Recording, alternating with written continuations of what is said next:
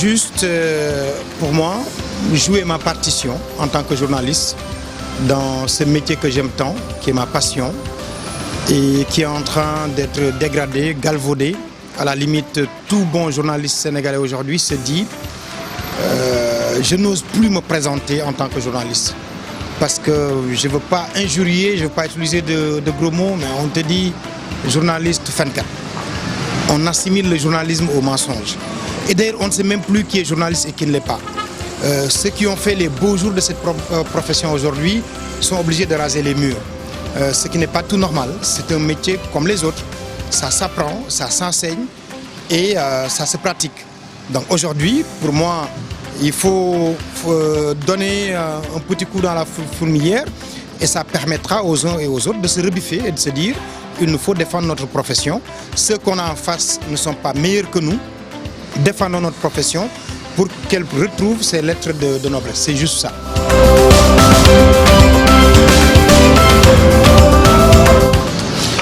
Turbulent, non. Je suis plutôt gentil, courtois, correct. J'encaisse beaucoup. J'accepte souvent beaucoup de choses. Je ne suis pas dans la compromission, mais je suis plutôt dans la compréhension du patron qui m'emploie. Je ne veux pas trop le gêner.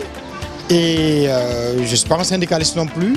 Le jour où je me rends compte que franchement je ne me retrouve plus dans le projet, je préfère me retirer.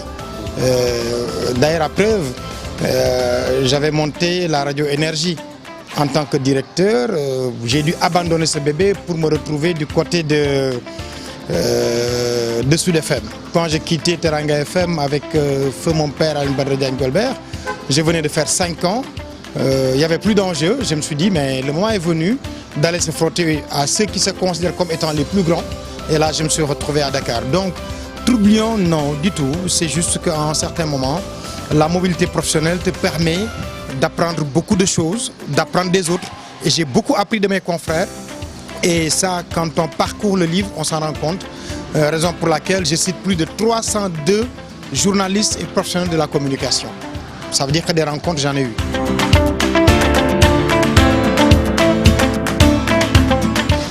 Je ne pointe le doigt sur personne. Je ne dirai jamais que les journalistes sont corrompus. Est-ce que des journalistes sont corrompus? Je le pense foncièrement. Parce que la vérité, elle est là. Depuis qu'on a commencé à faire de l'information de communication, on a abandonné la ligne éditoriale au profit de la logique commerciale. Parfois, en pleine réunion de rédaction, on vous envoie 4-5 sujets de reportage en vous disant que ça, c'est du commercial. Il faut impérativement mettre quelqu'un.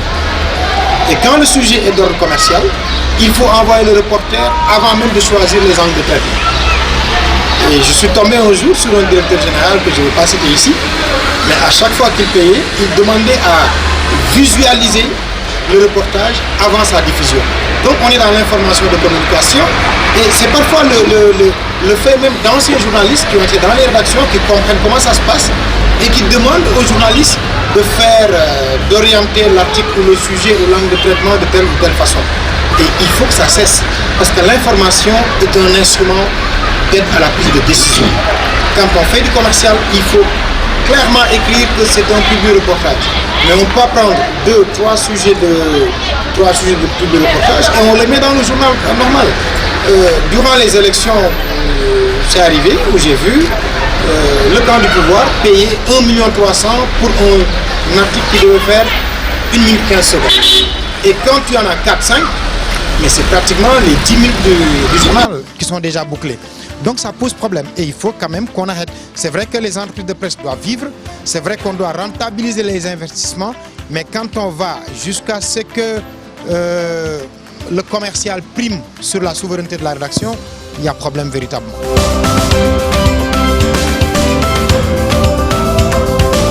C'est une réalité dans cette profession-là. C'est une réalité, il faut quand même l'accepter. Et je donne des exemples. L'exemple d'une fille qui me dit, le jour où je suis arrivé à la radio, le matin, mais à 15h, 16h, j'étais à l'antenne. Pourquoi? Parce que le patron voulait de moi. Donc ce sont des choses, je n'invente absolument rien. Je vais jusqu'à même décrire.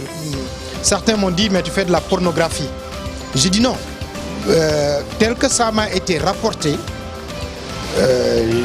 c'est ainsi que je l'ai retranscrit. La fille te dit comment le patron lui a fait l'amour dans son propre bureau. Il y a d'autres faits. Le cas de certains religieux, très respectés par le public, mais qui, il y en a un, je donne son exemple, à la veille d'un événement religieux très connu, mais il est venu avec sa copine. Ils étaient deux religieux dans le studio. De temps à autre, ils montent, ils font leur duo. Après, ils se retirent. Ils sont en train de faire leur nuit blanche dans la partie technique.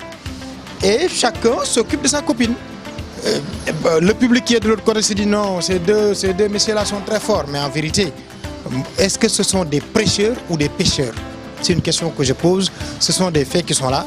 Et malheureusement, il y a beaucoup de filles qui ont été des victimes au moment du recrutement. La promotion canapé existe, le droit de cuissage existe également dans ce métier-là. Ce sont des réalités.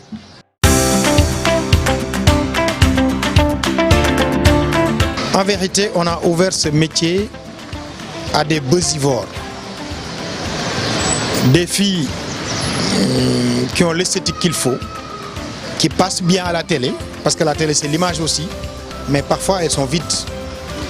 On a des chroniqueurs qui passent, que parfois on les recrute sur les réseaux sociaux. C'est des gens qui ont la grande gueule, qui sont parfois très aériens, qui savent manier la langue, soit de Molière ou de Kouachi Barma, et pour avoir de l'audience, on les prend. La revue de presse, merci de l'avoir souligné. On a vu Abdoulaye Cissé, il a été extraordinaire. Pape Alenia est venu après, Fabrice Nguema se bat bien. Parfois il utilise des expressions, les gens se disent mais il se fout de la gueule de la République. Quand il dit il a la queue entre les jambes, les gens ne comprennent pas. Or, la revue de presse, c'est une lecture commentée de la presse. Mais comment est-ce qu'on peut prendre quelqu'un qui n'a pas un bon niveau de langue, qui va lire l'un des meilleurs journalistes ou l'une des meilleures plumes, je cite le cas de Henriette Kandé, et cette personne veut commenter ce que Henriette Kandé a écrit tout en ignorant ce que Henriette a véritablement dit. C'est un problème. C'est pourquoi j'ai dit qu'il nous faut aujourd'hui revenir à l'orthodoxie journalistique. Il nous faut revenir à l'orthodoxie même radiophonique. C'est pourquoi je préfère les animateurs aux amuseurs publics. Aujourd'hui, on a des amuseurs publics qui font beaucoup plus de Sambal Mbayan et de Wayan que de l'animation radio. L'animation radio, c'est un métier à part entière. Malheureusement, on n'a plus ça. Le monsieur il doit commencer par des lents, il termine par des rapides. Aujourd'hui, il met des classiques, demain, il va mettre des tubes. Mais non, c'est toujours les mêmes musiciens qui passent. Si bien que, par exemple, moi, un Baba Mal, je peux traverser toute la bande FM, je ne l'entends pas. Quand Koumba Gawlo Seck fait sa radio, Femme FM, mais c'est parce qu'elle a compris. Aujourd'hui, on ne peut pas faire une journée sans écouter Koumba Gawlo Seck sur sa propre radio. Vous allez sur la RFM, c'est la même chose. Il faut quand même les jingles sont estampillés Youssou Ndour. Quand vous allez sur Zik FM, la Sen TV, mais on fait la promotion de Wally Seck. Donc il y a des jeux de yo-yo qu'on observe dans ces métiers-là, de l'animation radiophonique, mais il faut que ça cesse quand même. Il faut que ça cesse.